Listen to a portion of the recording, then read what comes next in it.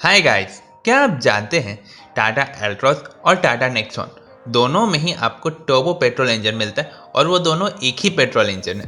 टाटा एल्ट्रॉस में आपको थोड़ा सा डी ट्यून करके मिलता है, वहीं टाटा नेक्सॉन में आपको हाई ट्यून में मिलता है।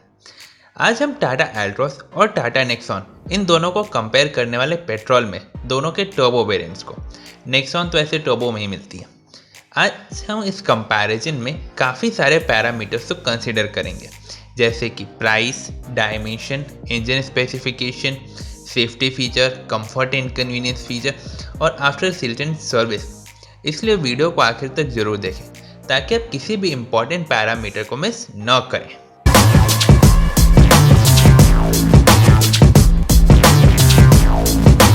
तो चलिए शुरुआत हम इनके प्राइसेस से करते हैं। टाटा एल्ट्रॉस आपको 8,85,000 एक शोरूम में मिलता है। ये एल्ट्रॉस का एक्सजेट प्लस आई टर्बो वेरिएंट है। वहीं पर अगर नेक्सॉन एक्सजेट को हम बात करें तो वो आपको 8,99,000 एक शोरूम में मिल जाता है। मतलब प्राइसेस में एल्ट्रॉस को स्लाइट एडवांटेज है। यहाँ पे हमने नेक्सॉन के टॉप वेरिएंट को कंसिडर नहीं किया है, क्योंकि फिर प्राइस का डिफरेंस काफ़ी बड़ा हो जाता है, जो थोड़ा हद तक जस्टिफाइबल नहीं है। अब हम इनके डायमेंशंस की बात करते हैं। तो टाटा एल्ट्रॉस और नेक्सॉन दोनों ही सब 4 मीटर कार्स हैं। इसलिए एल्ट्रॉस में आपको 3990 mm, जो नेक्सॉन से स्लाइट कम है, पर it doesn't matter. With wise देखें तो नेक्सॉन को क्लियरली एडवांटेज है। एल्ट्रॉस एक काफ़ी वाइड कार है, लेकिन नेक्सॉन उससे भी काफ़ी वाइड है। हाइट वाइज भी नेक्सॉन आगे, क्योंकि नेक्सॉन एसयूवी है, एल्ट्रॉस हैचबैक है। अगर व्हील बेस की बात करें तो यहाँ पे एल्ट्रॉस को बहुत ही मामूली से एडवांटेज जो आपको फील भी नहीं होगा। अगर बूट स्पेस की बात करें तो यहाँ पे भी कोई मेजर विनर नहीं आता है।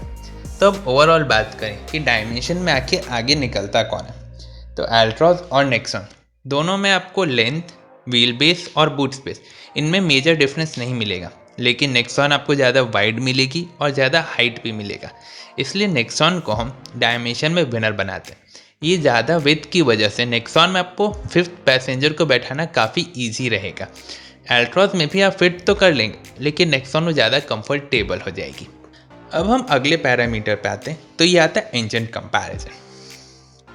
एल्ट्रॉस और नेक्सॉन दोनों में आपको 1.2 लीटर टर्बो पेट्रोल मिलता है। एल्ट्रॉस में आपको 110 PS की पावर मिलती है, तो नेक्सॉन में आपको 120 PS की पावर मिलती है। वहीं अगर टॉर्क की बात करें तो एल्ट्रॉस में आपको 140 न्यूटन मीटर टॉर्क और नेक्सॉन में 170 न्यूटन मीटर टॉर्क मिलता है। ऑन पेपर तो क्लियरली नेक्सॉन विनर बनते हैं, लेकिन एल्ट्रॉस का वेट कंपैरेटिवली कम है, इसलिए ये कम पावर भी आपको ऑलमोस्ट सिमिलर फील दे देता है। अगर हम माइलेज की बात करते हैं तो एल्ट्रॉस में 19 किलोमीटर, तो नेक्सॉन में आपको 16 किलोमीटर पर लीटर का माइलेज मिलता है। मतलब क्लियरली पावर वाइज नेक्सॉन आगे है, लेकिन माइलेज में एल्ट्रॉस को स्लाइट एडवांटेज मिल जाता है।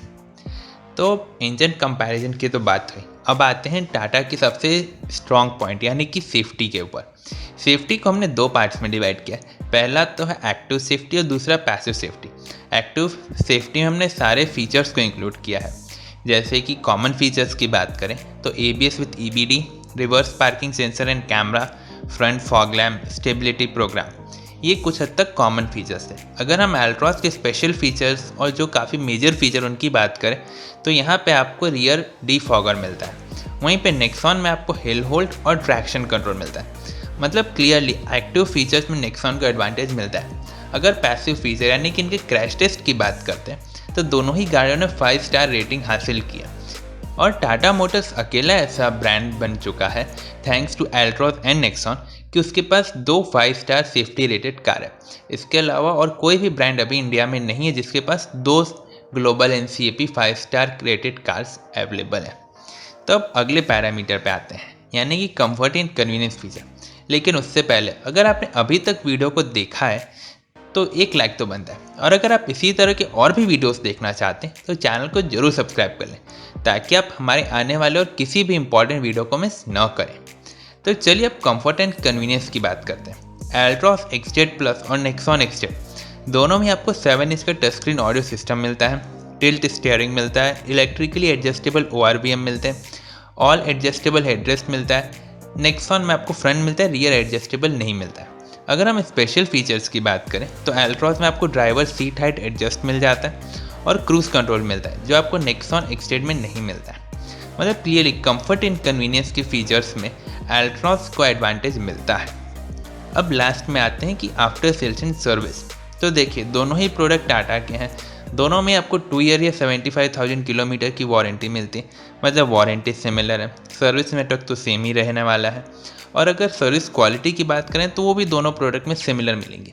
अगर रीसेल की बात करते हैं तो यहाँ पे देखिए दोनों ही गाड़ियों के रीसेल ठीक होने की तो पूरे चांसेस हैं, लेकिन मुझे ऐसा एक्सपेक्टेशन है, ये मेरी ओपिनियन है, कि टाटा नेक्सॉन का फ्यूचर में ज़्यादा अच्छा रीसेल मिलेगा, क्योंकि लोग जिस तरह से एसयूवीज की तरफ पागल हो रहे हैं तो वहाँ पे नेक्सॉन को क्लियरली एडवांटेज मिल सकता है। अब फाइनल कि आखिर में आपको कौन सी गाड़ी कंसीडर करनी चाहिए। तो देखिए अगर आपको फीचर्स चाहिए या आपको हाईवे पे ज़्यादा ट्रैवल करना होता है और आप क्रूज़ कंट्रोल का बहुत यूज़ करते हैं या आपको एक फीचर लोडेड कार चाहिए, तो उस सिनेरियो में आपके लिए नेक्सॉन एक उतना अच्छा चॉइस नहीं रहता है, क्योंकि वहाँ पे एल्ट्रॉस आपको काफ़ी ज़्यादा फीचर्स प्रोवाइड करती है। लेकिन अगर आपको एक ज़्यादा प्रैक्टिकल कार चाहिए तो वहाँ पे नेक्सॉन क्लियरली एक ज़्यादा अच्छा ऑप्शन है, क्योंकि आपको एक सिमिलर पावरफुल इंजन मिलता है, एक ज़्यादा बड़ी कार मिलती है, आपको कुछ फीचर्स कम ज़रूर मिलेंगे लेकिन आपको उसके बदले काफ़ी अच्छी चीज़ें मिल रही हैं। तो मेरे हिसाब से टाटा नेक्सॉन एक काफ़ी अच्छा ऑप्शन है। अगर आपने यहाँ तक वीडियो को देखा है तो एक लाइक तो बनता है, और अगर आप इसी तरह के और भी वीडियोस देखना चाहते हैं तो चैनल को ज़रूर सब्सक्राइब कर लें।